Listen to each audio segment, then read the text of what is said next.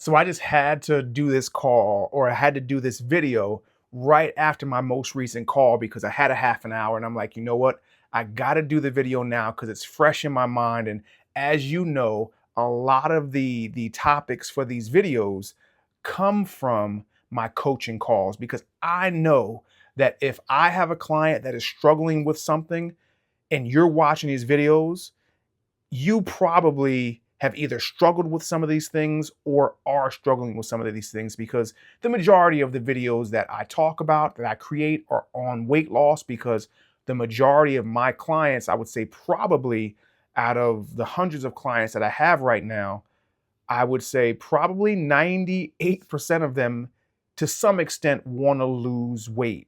So one of my clients right now is on a cleanse, and when she sees this video, she's one of my most consistent clients. She's probably gonna laugh when she sees this video. I just got off a call with her, but she's one of my newest clients. We're just going into week 7 together, and she's lost about 10.6 pounds or something like that over the 6 weeks that we worked together. And it wasn't the goal that she had, but it was the goal, it was the result that she accomplished. And still a really good result. 10 plus pounds over 6 weeks, a really good result. And she worked really hard. And again, she's really consistent. She does everything I tell her to do. But because she's hard on herself, her expectations are high. And I told her, I was like, look, I like when clients are hard on themselves because it shows me that they care. It shows me that they're willing to put in the work, which she is definitely willing to put in the work. But she was advised to go on this cleanse by her doctor because they're trying to figure out some issues with the gut and all of that stuff. So she's in, I think, the last week of this cleanse, and she said that she got excited by the weight loss, but she knows it's because she's not eating, and she wasn't looking forward to the cleanse ending because she knew she would have to start eating again, and she knew the weight loss would slow down. So I said to her, I said, probably not going to say it exactly the same way I said it, but I said something to the effect of, so how long can you continue to starve yourself? And she said to me, well, I'm not starving.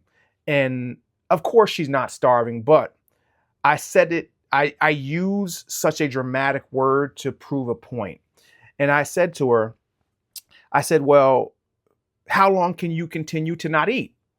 And she said, before I think I might have cut her off before she could respond. And I said to her, regardless of how we word it, you may not like, because she said she doesn't like the not eating part. I said, but you like the result that is tied to the action of not eating. So even if you don't like the not eating part of it, you like the result, which means that you at least accept the not eating part. So I asked her, how long can you continue to starve yourself? Because if you stop eating, after a while, you're going to end up starving yourself, whether you feel like you're starving now, but the act of continuing to get those results would require that you continue to not eat, which again, over time, if you just stopped eating, would lead to starvation. So again, could be a pretty morbid way of looking at it, could be pretty dramatic, but again, I did it to prove a point that if we have to be realistic about the expectation. I think a lot of times we follow people on social media or wherever it may be, and we see their before and after pictures, and no fault to those people, because some of them do, but without going through the full journey and really understanding every step of the process, we get a diluted understanding or idea of what it took to get there.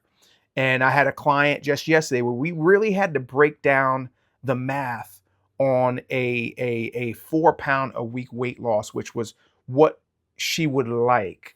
And once we broke it down, I'll probably do another video on this. So let me just save that for another video. But anyway, I said that to my client to just say that, look, it would be better, because I said, in order to do this weight loss that you want, you would essentially have to lock yourself away and never be able to do any of the fun things that you enjoy doing, never be able to go out, never be able to see your family and friends. You'd have to eat, broccoli and chicken and the traditional bodybuilder weight loss cutting diet. You'd have to do that every day, and you'd have to essentially lock yourself in the room. And I said, to me, that sounds like a self-imposed prison. That does not sound like fun, and it does not sound like enjoyment. And I said, instead of that, for the pursuit of losing 4 pounds a week, what if we consistently lost 2 pounds a week, 1.5 pounds a week?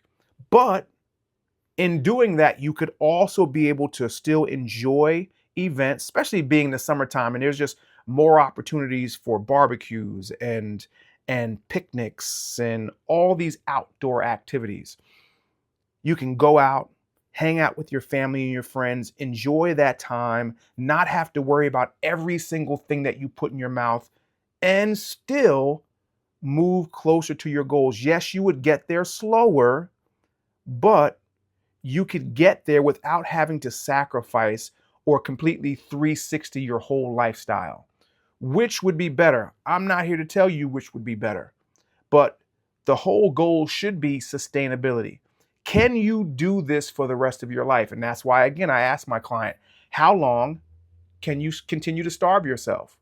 Because if you can't do that long term for the rest of your life, once you stop doing it, and you might have witnessed this happen to you in the past, where you were doing something pretty extreme, or even if it wasn't that extreme, but you still couldn't continue to do it.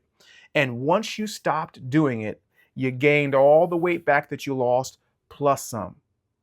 No one wants to keep going yo-yo up and down with their weight. And that's how that happens, because we do things that are just not sustainable. That once we stop doing them and we revert back to doing all the old things, we gain all the weight back.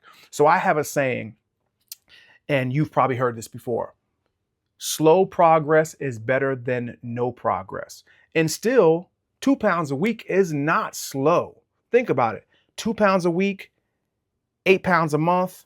How long would it take you to reach your goals? 4 pounds a week, you get there twice as fast, but you'd have to do twice the amount of work. You'd have to put into twice the amount of effort. And if that's not realistic, it's much better to lower your expectations in terms of time.